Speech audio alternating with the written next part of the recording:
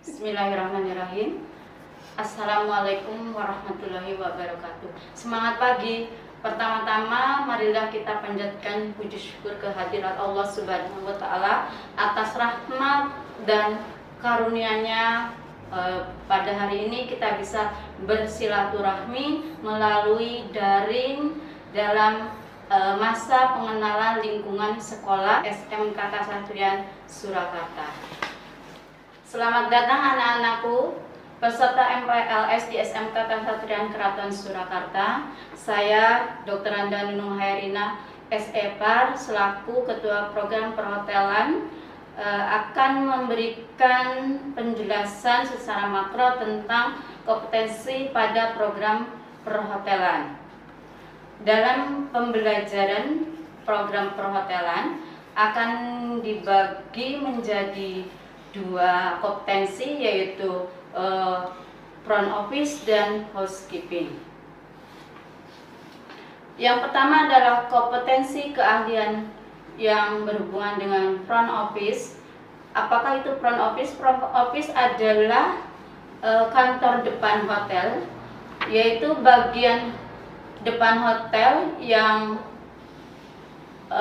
bertugas untuk menerima dan menyambut kedatangan tamu yang akan menginap. Anak-anak di sini akan diberi materi atau penjelasan tentang bagian dari front office, yaitu salah satunya adalah cara menerima tamu, mulai dari check-in sampai check-on, cara menerima dan bertelepon yang santun. Kemudian juga cara membuat laporan dalam front office dan sebagainya. Yang kedua kompetensi yaitu HK atau housekeeping, atau juga sering disebut tata graha, adalah salah satu bagian di hotel yang bertugas adalah membersihkan, merapihkan, dan menyiapkan kamar tamu. Di bagian HK di sini ada yang dinamakan ada front of the house, yaitu bagian depan dari hotel, mulai dari lobby, koridor, restoran, banquet hall, dan sebagainya. Kemudian ada bagian back of the house, yaitu bagian belakang, biasanya ada kitchen, juga ada loker karyawan, lift untuk karyawan, dan sebagainya. Di sini juga akan kita belajar tentang tugas dan tanggung jawab dari seorang housekeeping, yaitu salah satunya adalah membersihkan dan menata public area. Apakah itu public area? Mulai dari kita membersihkan lobby, koridor, kemudian juga bisa membersihkan lift untuk tamu, garden atau taman, dan sebagainya. Bisa juga untuk swimming pool atau kolam renang.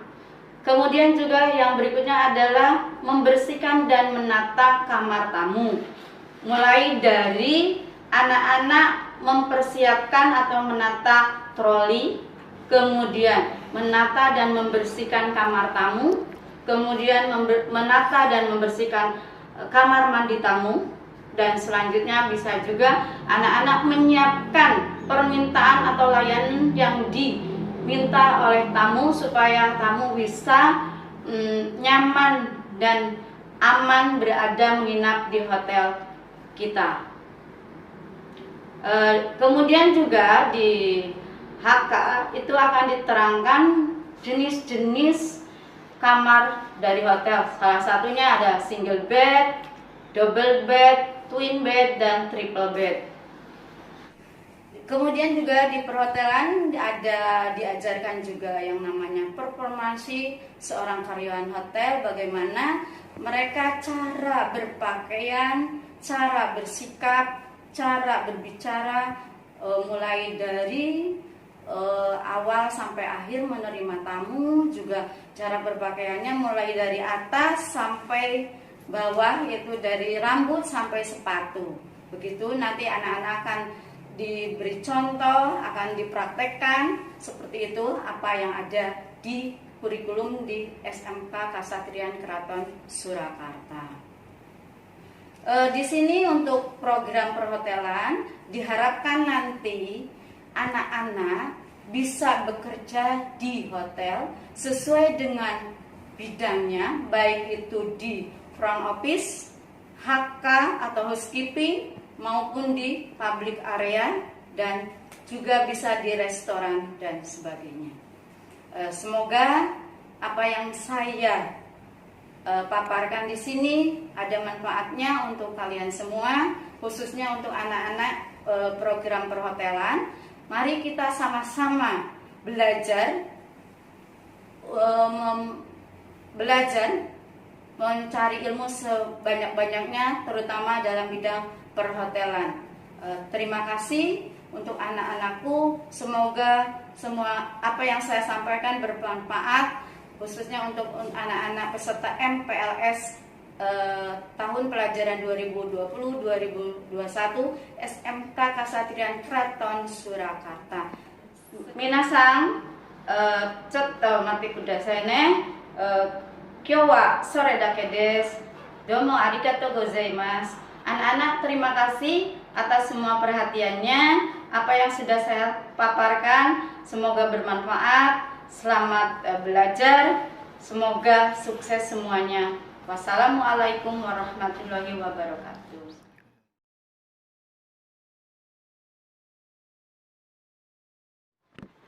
Bismillahirrahmanirrahim. Assalamualaikum warahmatullahi wabarakatuh. Selamat pagi. Salam sehat selalu anak-anakku, peserta didik baru SMK Kasatriyan Keraton Surakarta. Perkenalkan, saya Kaprodi Tata Boga, Ibu Martini Pancaratnasari. Pada saat ini akan menyampaikan memperkenalkan program studi Tata Boga.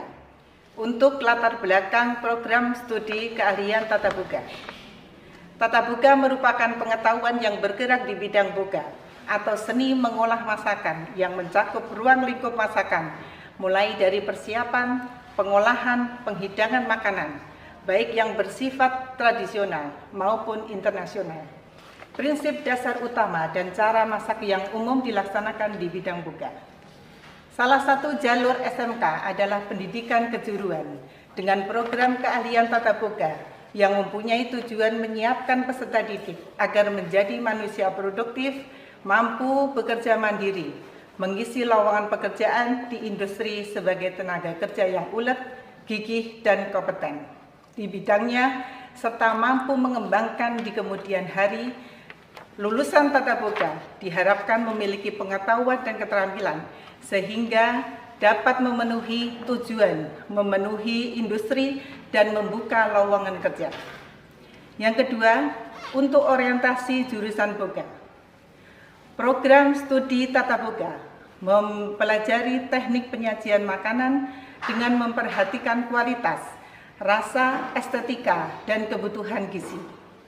Siswa akan belajar mengolah berbagai hidangan dari daerah dan negara lain, misalnya masakan Nusantara dan kontinental. Di masyarakat masih banyak yang beranggapan bahwa program studi Tata Boga identik dengan perempuan. Bagi laki-laki jangan berkecil hati, karena sekarang di hotel-hotel, posisi chef atau juru masak ditempati oleh laki-laki dan masih banyak lagi yang sukses di bidang boga. Banyak juga di masyarakat yang beranggapan bahwa memasak itu mudah, tapi faktanya tidak demikian. Tidak hanya belajar memasak saja, tetapi teori yang harus dikuasai dan pengolahan, penyajian, dan penghidangan makanan dalam industri kuliner. 3. Untuk prospek kerja jurusan Tata Boga. Kuliner tidak akan pernah berhenti. Perkembangan di sekitar pariwisata ikut meningkatkan antusias di bidang kuliner.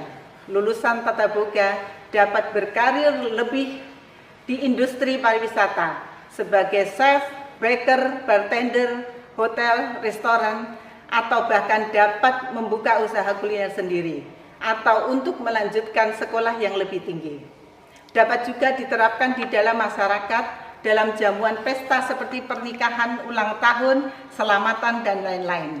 dari persiapan, pengolahan, penghidangan, penyajian, serta penataan modern dan tradisional bidang bogalah yang berperan.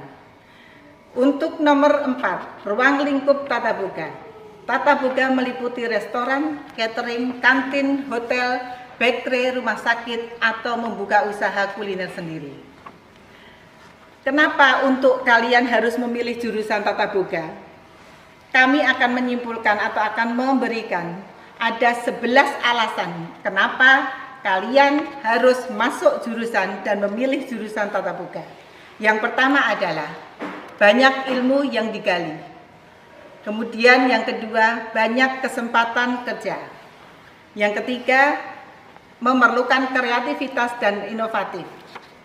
Kemudian yang keempat, membutuhkan seni penyajian makanan yang bagus. Kemudian jurusan yang mengikuti perkembangan zaman. Yang ketujuh, memberikan kebahagiaan. Kemudian bisa melaksanakan wirausaha sendiri. Yang terakhir, menjadi chef yang terkenal seperti Chef Juna. Nah anak-anak, demikian materi program studi tata boga. Semoga dapat memberikan gambaran peserta didik setelah MPLS untuk selanjutnya belajar menjadi siswa pada program tata boga. Kita yakin kalian bisa, SMK bisa, SMK Kasatrian bisa hebat dan jaya. Terima kasih, semoga kalian selalu sehat, jaga kesehatan. Wassalamualaikum warahmatullahi wabarakatuh.